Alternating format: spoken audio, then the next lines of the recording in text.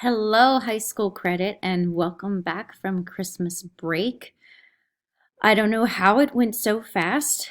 I'm kind of in shock about all of that.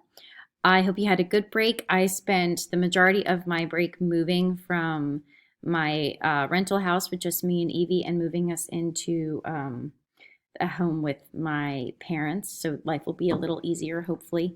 But that also means that I got absolutely no rest through break. I am starting this show exhausted, so that's not great. But I hope you are all safe, that you are all healthy, and that those that you know and love are also healthy and getting through this awful season of sickness and COVID.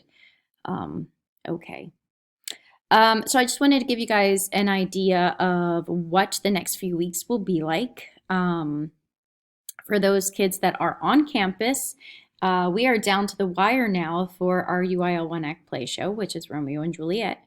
You all did, well, some of you did the dramaturgy research on it last marking period. And then you did the end of the year project where you pretended that you were directing and you got to create all the concepts for it. Some of them were really great and thought out, and some of them were a little bit lackluster. Um, but I understand that I am probably not the best at giving you guys directions with this class because I'm very pulled in many different directions. Um, so let's talk about what is happening for my distance learners for the next few weeks until we go to competition. Our first competition, if everything works out well, is January 20th. You can come and watch. Even though you're not here on campus, your parents can definitely drop you off and come watch with you. I don't mind if you come and sit with us and watch and have me be your supervisor. However, as soon as it's time for us to leave the campus, you need to be picked up. And I will talk more about that as the day approaches. Um, but that does mean that for the rest of the month, I'm going to be very focused on everything in class, getting the show ready, and the kids that are in class but are not acting are going to be helping me with props and set and costumes and getting things ready um, in that aspect, and just helping their peers learn their lines and run lines and things like that. Um, so those of you who are not on campus that can't really help us with anything like that, I tried to come up with a fun assignment that I felt like would still engage you in regards to the show, but allow you to be creative and kind of do things on your own time. I do feel like at this age, and with this class in particular, you all should be capable of pacing yourselves and getting the work done that you need to do for me in order to earn the credit. So the assignment, for those of you that had me before, I think most of you did, but remember, you might remember back when you did Theater 1 and we did Twisted Fairy Tales, and you had to take a fairy tale and twist it in some way to create a new version of a classic story. So I decided to give you all the opportunity to stretch your script writing creativity. And write a twisted version of Romeo and Juliet. So again, a twist version is using the basic plot, the basic characters, and changing things in some way that it takes something old and really known to something new and creative. And I talk about that more on the page for the assignment for this week. So, for example, you might have it so instead of Romeo and Juliet dying, maybe they live and end up happily together and bringing peace to Verona. Or maybe Juliet decides that she doesn't want to marry anyone and she wants to become, the next ruler of Verona, and she challenges Prince and takes over Verona. So there's a whole slew. Or maybe instead of Juliet falling for Romeo, maybe Juliet's mom falls for Romeo. Like, who knows? Be creative and come up with literally any option that you can think of. Um, and just have fun. Of course, I don't expect you to write like Shakespeare. You should be writing in your own vernacular and the way that you talk as it pertains to the setting. So, for example, if you decide you want to set Romeo and Juliet in Killeen, Texas, they would talk how we talk.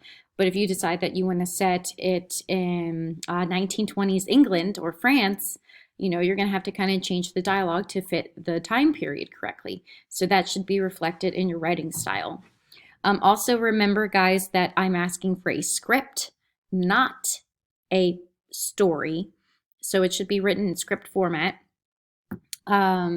This week, your goal for this week, due on Friday, is to just give me a brainstorm of your ideas of what you think you might do, and then write out a basic plot. It should still kind of follow the structure of the play Romeo and Juliet. If you don't understand the structure of it too well, of course, you can use the internet to help you. The script is available online for you to go back and look at. And then do the following week will be a rough draft. I expect it to be very rough, not at all perfect. You can even write it on a sheet of paper and take pictures for me and send it in that way. And then the week after that will be a first draft. Your first draft will be a project grade. And I have to do it like that just because of the timing. It'll be around the time of our first progress reports being about due, so I have to get a grade in at some point.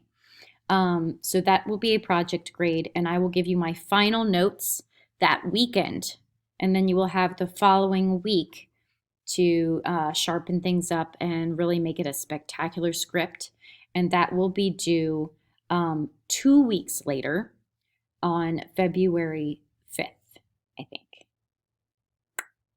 Yeah, February 5th. So, trying to think if there's anything else.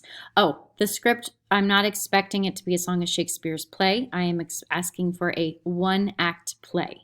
So that should be something between like 4 to 5 scenes, maybe more than that if they're really short scenes, and really try and just structure it around important characters and think about who is important to your plot.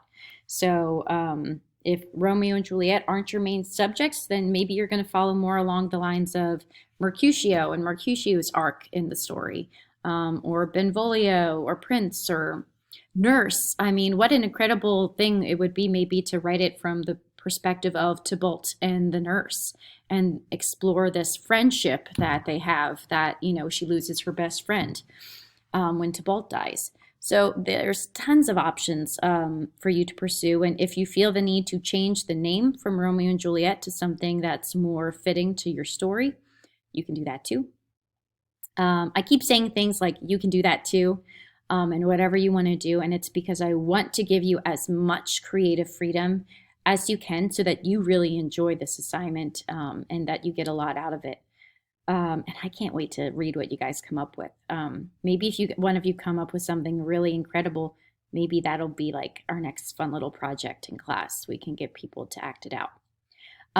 So if you have any questions for me, please just shoot me a message. I know this video is getting really long.